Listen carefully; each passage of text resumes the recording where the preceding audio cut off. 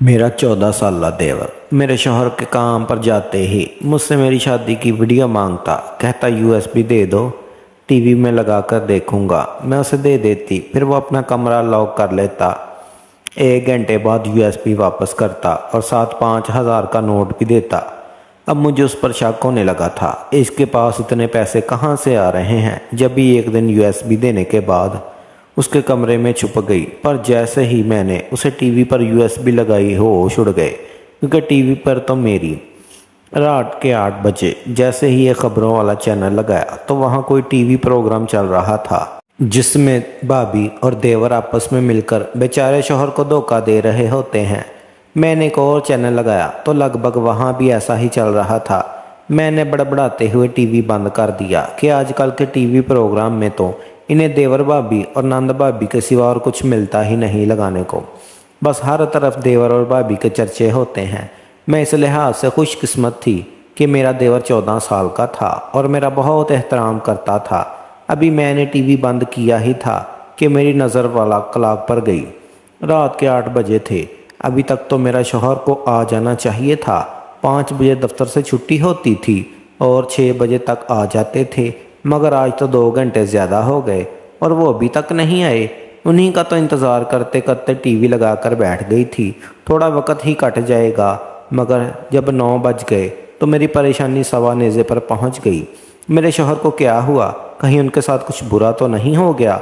वो फ़ोन भी तो नहीं उठा रहे थे। आखिर मैं अपने इकलौते देवर के कमरे में चली गई। वो सो रहा था। मैंने उसे जगाया और कहा कि जाओ अपने भाई का पता करो, अभी तक नहीं आया। अभी मैं उसे कह ही रही थी कि बैरूनी दरवाजे पर दस्तक हुई। मैं भाग कर गई और दरवाज़ा खोला तो मेरा शौहर सामने खड़ा था। अभी मैं उसकी खैरियत पूछने ही लगी थी कि नज़र उसके बराबर खड़ी हस्ती पर पड़ी और मेरी हस्ती ज़लज़लों की जद में आ गई। वो मेरी सौंकन को ले आया था। मैंने दहल कर सीने पर हाथ रखा। ये देख कर रही थी उसने ऐसा क्यों किया था। हमारी खुशगवार शादीशुदा ज़िंदगी को 4 साल गुजर गए थे और बस एक औलाद की तो कमी थी। लेकिन मेरे शौहर ने कभी इस बात का मुझे ताना तो नहीं दिया था, और अब अचानक से शादी। मैं बेयकीन से वहीं खड़ी हुई और अपनी बेगम को अंदर ले आए। मैंने चलाते हुए पूछा, आपने ये क्यों किया? अगर औलाद की इतनी ही चाहत थी तो मुझे पहले क्यों नहीं बताया कि मैं दूसरी शादी करने वाला हूँ? यूं छुपकर धोखा देने की क्या ज़रूरत थी? मेरे शौहर ने भी गुस्से से कहा, मैंने औलाद की वजह से शादी नहीं की, तुम्हारी हरकतों की वजह से की है। मैं दंग रह गई कि कौन सी हरकतें? मैंने क्या किया? मैं तो हमेशा अपने शौहर की वफादार रही हूँ। मेरे शौहर ने अपनी जेब से मोबाइल निकाल कर मेरे सामने किया कि ये देख लो अपनी आंखों से, मुझसे पहले किस किस की बीवी रह चुकी हो तुम। मैं चकरा कर रह गई। इस इंकशाफ पर मेरा दिल चाहा कि ज़मीन फटे और मैं इसमें समा जाऊं। मैंने उसका मोबाइल देखा तो मैं चौंक गई। वहाँ मेरी ही तस्वीरें और शादी की कुछ वीडियो भी थी। मैं देखते ही देखते सब समझ गई कि ये क्या हुआ है। मैं आज से 4 साल पहले माजी में पहुँच गई। अब मैं शादी होकर इस घर में आई थी। मेरा नाम माजबीन है। मैं अपने वालिदैन की तीसरी बेटी थी। हम 7 बहनें थीं और भाई कोई नहीं था। एक अब्बा अकेले कमाने वाले और बाकी सब खाने वाली। तो बड़ी मुश्किल से गुजारा हो रहा था। अब्बा ने बेटे की ख्वाहिश में बेटियों की लाइन लगा दी थी और इनकी शादियों की फ़िक्र में अब्बा वक़्त से पहले ही बूढ़े हो रहे थे। मेरी बड़ी बहन ने छोटी सी उम्र में ही घर के कामकाज सीखने शुरू कर दिए थे और अम्मा से सिलाई सीखकर अब्बा के बोझ को थोड़ा कम करने की कोशिश करने लगी। दूसरे नंबर वाली बाजी ने भी सिलाई सीखकर लोगों के कपड़े सीने शुरू कर दिए। अम्मा और अब्बा को मुझसे भी यही उम्मीद थी कि मैं भी घरदारी सीखकर कुछ हुनर सीख लूँ, मगर मैं शुरू से ही बागी तबीयत की हामिल थी। मुझे अपने घर का माहौल कभी पसंद नहीं आया था, जहाँ अपनी ख्वाहिशें माननी पड़ती थी और एक एक चीज़ के लिए तरसना पड़ता। मैं अपनी बहनों की निस्बत थोड़ी गोरी चिट्टी थी और मुझे इस बात का पूरा पूरा एहसास था। मैं अपनी माँ और बहनों की तरह एक गरीब घर से दूसरे गरीब घर में हरगिज़ भी नहीं जाना चाहती थी। मैंने अपनी माँ से साफ साफ कह दिया था कि मैं किसी अमीर घर में ही शादी करूँगी या फिर किसी ऐसे घर में जहाँ लोग ज़्यादा ना हों और मैं रानी बनकर राज करूँ। किस्मत ने जल्द ही मुझे मौका दे दिया और मेरी मुलाकात अरफान से हुई। मैं अपनी दोस्त की शादी में गई थी اور وہ میری دوست کے بابا کا رشتہ دار تھا۔ اس کی خوبصورت پرسنالٹی کے پیچھے بہت لڑکیاں تھیں، مگر میں نے اپنی دوست سے صاف صاف کہہ دیا تم میری بات کرواؤ اس سے۔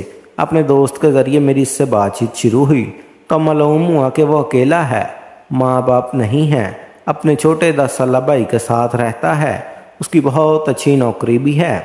میں نے سوچا مجھے اس سے بڑھ کر پھر کوئی اچھا رستہ نہیں ملے گا۔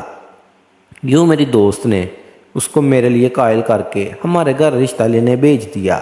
اس کا چھوٹا 10 سال کا بھائی بھی ساتھ تھا۔ مجھے وہ چھوٹا سا لڑکا جو میرا دیور بننے والا تھا بالکل اچھا نہیں لگا، کیونکہ اس کی شکل پر صاف نظر آ رہا تھا کہ وہ اپنے بھائی کی شادی سے خوش نہیں ہے۔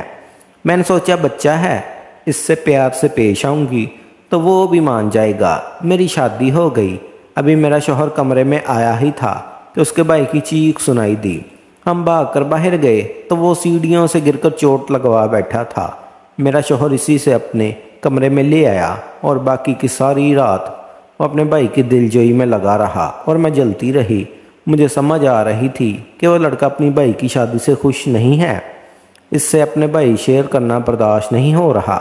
رفتہ رفتہ میرے شوہر کو بھی یہ بات سمجھ میں آ گئی، مگر انہوں نے مجھے سمجھایا کہ چھوٹا بچہ ہے، تم اسے پیار سے ہینڈل کرو گی تو وہ بھی تمہارے ساتھ ٹھیک ہو جائے گا۔ خدا گواہ ہے میں نے پورے 2 سال اپنے دیور کے نخرے سہے، کوشش کی کہ وہ مجھے قبول کر لے، مگر وہ تو الٹا اپنے بھائی سے میری الٹی سیدھی شکایتیں لگاتا اور مجھے ڈانٹ پڑواتا۔ میں نے بھی سوچ لیا کہ بس اب اچھا بن کر دیکھ لیا، اب سے گھر سے نکلوا کر رہوں گی۔ میں نے اپنے شوہر کے کان بھرنے شروع کر دیے کہ آپ کے بھائی کی دوستی اپنی عمر کے بڑے لڑکوں سے ہونے لگی ہے۔ کل میں نے اسے سگریٹ پیتے بھی دیکھا تھا۔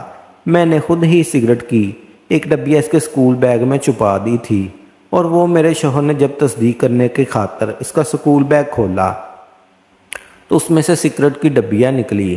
وہ بہت کہتا رہا کہ یہ میری نہیں ہے، مگر میرے شوہر نے اس کی ایک نہ مانی اور میرے مشورے پر اسے گھر سے دور بورڈنگ اسکول میں داخل کروا دیا۔ وہ روتا رہا، مگر اس کی اچھی صحبت اور بہتر مستقبل کی خاطر میرے شوہر نے اس کو گھر سے دور بھیج دیا۔ 2 سال سے وہیں تھا اور میری زندگی تو جیسے جنت بن گئی تھی۔ کوئی پریشانی اور کوئی جھنجھٹ نہیں تھا، بس سکون ہی سکون تھا۔ میں خوش تھی کہ اب وہ 5-6 سال وہیں رہے گا۔ شروع میں تو اس نے چھٹیوں میں گھر آنا منع کر دیا۔ میں بھی خوش کہ اچھا ہے چند دن بھی نہ آئے۔ مجھے امید تھی کہ اگلے سال بھی نہیں آئے گا، مگر میری امیدوں پر اس وقت پانی پھر گیا جب وہ اس کی بار چھٹیوں میں گھر آ گیا۔ میں نے پورے 2 سال بعد اسے دیکھا تھا۔ اس نے قد کاٹ نکال لیا تھا اور 14 سال کا تو لگتا ہی نہیں تھا، اپنی عمر سے 2 برس بڑا ہی لگتا تھا۔ مجھے معلوم تھا کہ اب کی بار وہ گھر آیا تو ضرور پھر سے میرے خلاف محاذ کھول لے گا، وہ اپنے بھائی کو میرے خلاف کرنے کی کوشش کرے گا۔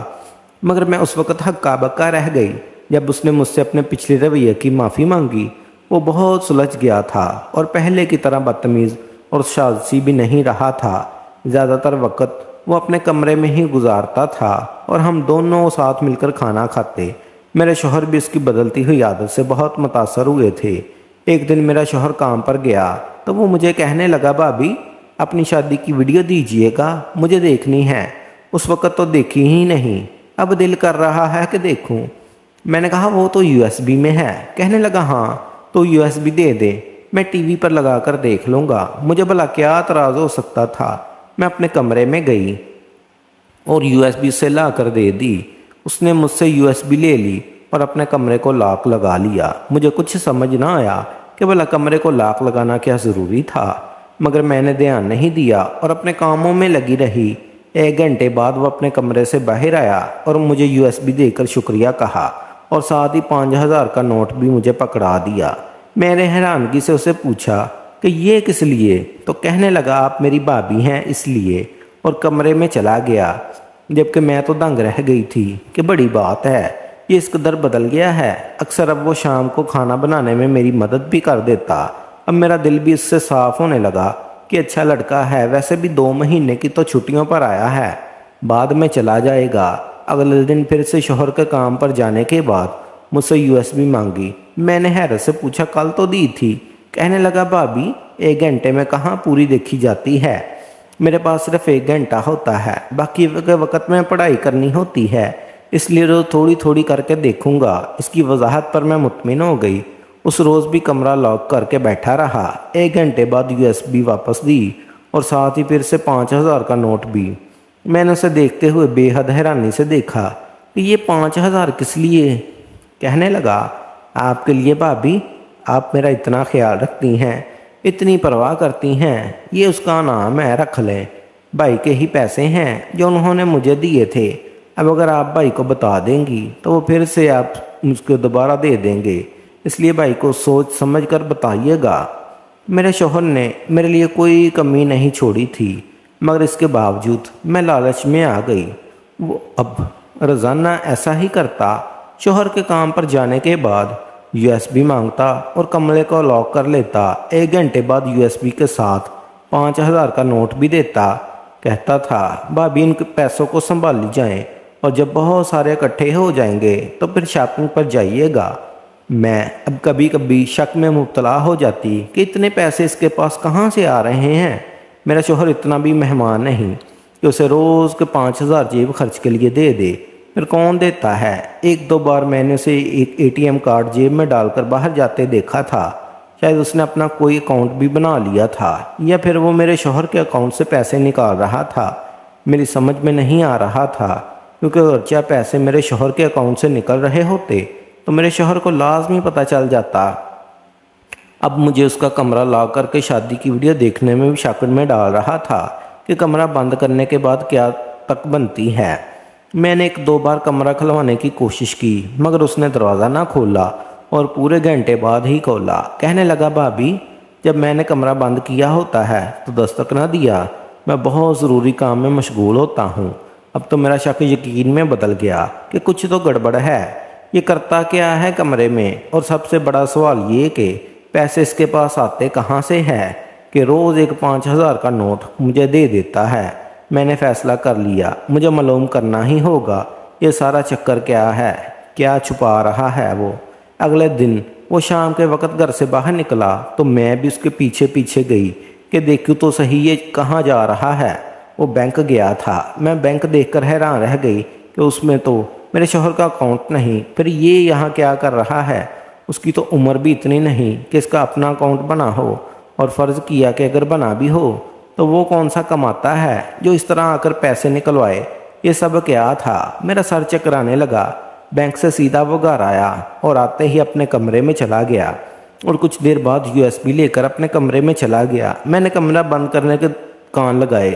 شادی کی ویڈیو تھی، اس کے بیک گراؤنڈ میں تیز میوزک بھی تھا، اور اگر وہ ویڈیو دیکھ رہا تھا میوزک کی آواز بھی آنی چاہیے تھی، مگر کمرے کے اندر سناٹا تھا، جیسے کمرے میں ہی یہ ہے نہیں۔ اب تو میں نے پکا فیصلہ کر لیا کہ مجھے خود اندر جا کر دیکھنا ہوگا اور وہ کیا کرتا ہے۔ میں نے پلان بنایا کہ مجھے کیا کرنا ہے۔ اگلے دن جیسے ہی اس نے شادی کی ویڈیو مانگی، میں نے اسے USB دے دی۔ اس سے پہلے وہ کمرے میں جا کر بند ہوتا، میں نے کہا، میری طبیعت ٹھیک نہیں، میں سونے جا رہی ہوں، جب اٹھوں گی تو USB دے دینا۔ کہنے لگا، ٹھیک ہے بھابھی۔ میں نے کہا، اچھا جاؤ ذرا باہر دیکھو کون ہے۔ بیرونی دروازے پر دستک ہوئی ہے۔ وہ جیسے ہی باہر والے گیٹ کی طرف بڑھا، میں جلدی سے اس کے کمرے میں آ گئی اور صوفے کے پیچھے چھپ گئی۔ اس نے لاؤنج میں آواز دی، بھابھی گیٹ پر کوئی بھی نہیں ہے، اور اپنے کمرے میں آ کر دروازہ لاک کر لیا۔ میں اوپر ہو کر دیکھنے لگی کہ وہ کیا کرنے والا ہے۔ اس نے اپنا کمپیوٹر کھولا اور USB ٹی وی پر لگا دی۔ کچھ دیر وہ اپنے کمپیوٹر پر لگا رہا اور پھر ٹی وی پر ایک شادی کی ویڈیو چلنے لگی۔ اس ویڈیو کو دیکھ کر میرے ہوش اڑ گئے، کیونکہ ٹی وی پر دلہن میں ہی نظر آ رہی تھی، لیکن باقی سب کچھ مختلف تھا۔ دلہا کوئی اور تھا، رشتہ دار کوئی اور تھے، شادی کا سارا سیٹ اپ بھی اور ہی تھا۔ میرے حواس خطا ہو گئے کہ یہ کیا کر رہا ہے، یہ کیسے ممکن ہے کہ میں اس طرح کسی اور ویڈیو میں نے اس وقت اپنی جگہ چھوڑی اور اس کی طرف آ کر غصے سے دیکھا۔ وہ مجھے اپنے کمرے میں دیکھ کر ازگبر آ گیا۔ اسے جیسے امید نہیں تھی کہ میں اس کے کمرے میں آ جاؤں گی۔ ہکلا کر پوچھنے لگا، بھابھی آپ یہاں میرے کمرے میں؟ میں نے کہا، ہاں تمہارے کمرے میں، کیونکہ مجھے شک ہو رہا تھا کہ تم اپنے کمرے میں گھنٹہ بھر لاک لگا کر کیا کرتے ہو، اس لیے آج یہاں چھپ کر دیکھوں، اور میں نے دیکھ بھی لیا۔ میں نے ٹی وی کی طرف اشارہ کرتے ہوئے کہا، یہ سب کیا چل رہا ہے؟ کیا ڈرامہ ہے یہ؟ مجھے جلدی سے بتاؤ ورنہ میں ابھی تمہارے بھائی کو کال کر کے بلا لوں گی۔ وہ جلدی سے کہنے لگا، نہیں نہیں بھائی کو مت بلائیے گا، میں آپ کو سب سچ بتاتا ہوں، میں اصل میں ویڈیو ایڈیٹنگ سیکھ رہا ہوں۔ بھائی کو اور آپ کو صرف اس لیے نہیں بتایا کہ بھائی غصہ کرتے ہیں، پہلے تعلیم تو مکمل کر لو۔ وہاں بورڈنگ سکول میں بہت سے لڑکے ایڈیٹنگ کرتے تھے، ان کی طرف دیکھ دیکھ کر مجھے بھی شوق ہونے لگا اور میں بھی سیکھنے لگا۔ ہم لوگ صرف شوقیہ کرتے تھے، مگر پھر ویڈیو ایڈیٹنگ کے پروجیکٹ ملنے لگے اور ہمیں اس کے بدلے پیسے ملنے لگے۔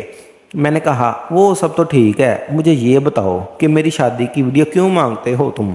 اس سے بھی ایڈٹ کر رہے تھے نا؟ کہنے لگا، بھابھی میں زیادہ کچھ نہیں کر رہا تھا، بس دلہا اور دلہن کے چہرے بدل رہا تھا۔ مجھے شادی کی ویڈیو کی ایڈیٹنگ کرنے کا پروجیکٹ ملا تھا، کام بس اتنا تھا کہ کسی کی بھی شادی کی ویڈیو ایڈٹ کر کے اس میں دلہا دلہن کے چہرے بدل دینا۔ میں بس یہی کر رہا تھا، آپ کی شادی کی ویڈیو ایڈٹ کر کے تھوڑی بہت تبدیلی کر کے نئی ویڈیو بنا لیتا تھا اور بہت سارا پیسے ملتے تھے، جن میں سے آدھے میں آپ کو دے دیتا ہوں۔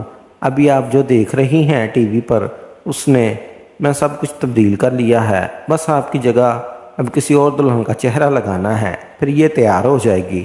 میں کچھ سمجھ رہی تھی، لیکن کچھ ایسا تھا جو میری سمجھ میں بالکل نہیں آ رہا تھا۔ وہ کہنے لگا، بھابھی اس میں کچھ غلط نہیں ہے، نہ ہی میں غلط کر رہا ہوں۔ لوگ اتنی مہنگی مہنگی شادیوں کی ویڈیو نہیں بنواتے، کیونکہ فوٹوگرافر اور مووی میکر لاکھوں روپے لیتے ہیں، اس لیے 10-15 ہزار دے کر وہ کسی بھی شادی کی ویڈیو میں اپنے چہرے فٹ کروا لیتے ہیں۔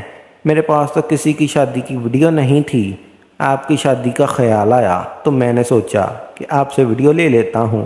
پلیز بھائی کو نہ بتائیے گا، وہ ڈانٹیں گے کہ کہیں پڑھائی کیا کرو، جبکہ میں پڑھائی بھی تو کرتا ہوں، اکاؤنٹ بھی کسی اور کے نام پر ہے، مگر میں استعمال کرتا ہوں۔ میں اس کی سارے باتیں سن کر باہر آ گئی۔ جو کچھ بتا رہا تھا وہ کچھ ٹی وی سکرین پر نظر آ رہا تھا۔ اس نے میری جگہ کسی اور دلہن کا چہرہ ایڈٹ کر کے مجھے دکھایا تھا اور تسلی کروائی تھی، اور میں بھی مطمئن ہو گئی تھی۔ روز کے 5,000 مل رہے تھے، مجھے اور کیا چاہیے تھا، جبکہ میرا کوئی نقصان بھی نہیں ہو رہا تھا۔ میرا دماغ تو مطمئن تھا، مگر دل جانے کیوں تسلی نہیں مل رہی تھی۔ کچھ غلط ہونے کا کھٹکا دل کو ستا رہا تھا۔ یوں ہی دن گزرنے لگے۔ میں نے نوٹس کیا تھا کہ اب جانے میرے شوہر کا رویہ کچھ بدلنے لگا تھا۔ اب وہ مجھ سے بات بھی نہیں کرتے تھے، کام سے آتے ہی سو جاتے۔ میں نے سوچا کام کا پریشر ہوگا، اس لیے زیادہ سیریس نہ لیا، مگر اب اپنے شوہر کے ساتھ کھڑی اس کی دوسری بیوی کو دیکھ کر میں ہکا بکا رہ گئی۔ میں نے کہا، کیا ہے؟ میرے شوہر نے میرے سامنے موبائل کیا اور کہا، مجھے تم سے یہ امید نہیں تھی کہ تم مجھ سے پہلے بھی شادی شدہ رہ چکی ہوگی۔ مجھے تمہاری پہلی شادی کے سارے ثبوت مل چکے ہیں۔ میں نے موبائل میں ویڈیو دیکھی تو قدموں تلے سے زمین نکل گئی۔ یہ تو وہی ویڈیو تھی جو اس دن میں نے اپنے دیور کے کمرے میں دیکھی تھی، جب وہ ایڈٹ کر رہا تھا۔ میرے شوہر کے موبائل میں ایک شادی کی ساری ویڈیو تھی جس میں دلہن میں بنی ہوئی تھی اور وہ اسے کسی انجان نمبر سے سینڈ ہوئی تھی۔